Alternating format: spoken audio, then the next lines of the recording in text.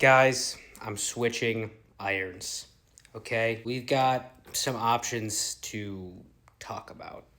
Let's do it. These were the gamers for a large majority of last year, 4 through pitching wedge, and they were great irons, but for me, I did have a couple of issues. First off, since a lot of the mass is kind of spread out and not really centralized, I found myself not knowing exactly where center was, especially with my short irons. And for me, when I don't know exactly where the center is, I can slightly misstrike it, and it feels like a nice strike, but then you look up and it's kind of coming out of a weird window, or the ball speed's not exactly what you would expect. So for me in the short irons, not really the best. On top of that, compared to a blade, the soles are definitely more on the wide end, as you can see, which makes it so it's harder to dig and the sole will get you out of the ground quickly. But since I have them bent 2 degrees weak to hit the loft I'm looking for, it's not really the best thing. Because when you go to bend clubs weak, you also start to add a little bit of angle to the sole. And when you add both of those things up, these just end up playing a little bit higher bounce than I'm looking for. It makes it tough to manipulate strike height, change delivery coming into the golf ball, little things that I like to be able to do when I'm playing golf. Now, if you guys followed along on TikTok, you remember the custom P7 TEJ build.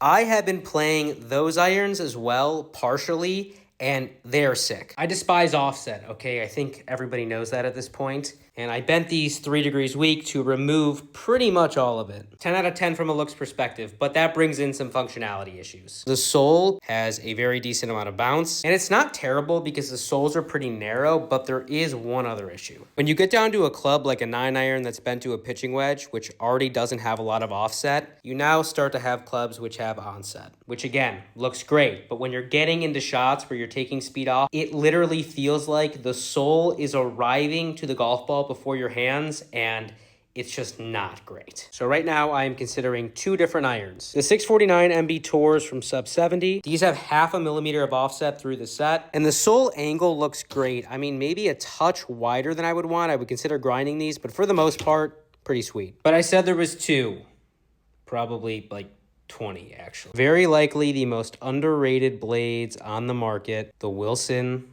staff models. And this will be a tough choice because these are sick as well. As you can see, we've got a cambered sole. You can see it's pretty rounded. This allows them to keep the sole pretty narrow, but it also makes strike height consistency pretty easy. These obviously don't have 0 offset, but like I said, I am seeing some merit to having a little bit, and the progression of these through the set is really nice. On top of that, we've got some weight pulled from the heel and then added to the toe. So on the Wilsons, unlike a lot of OEM irons, instead of the CG being maybe over here, it's actually in the middle. So we will see where I end up going. It is pouring outside, so I cannot hit these today. But let me know which one you guys would take. I'm also going to test the new T-Series in a few weeks, which I'm pretty pumped about. Definitely think I'm going to stick with like a 150 in the 4, maybe the 5.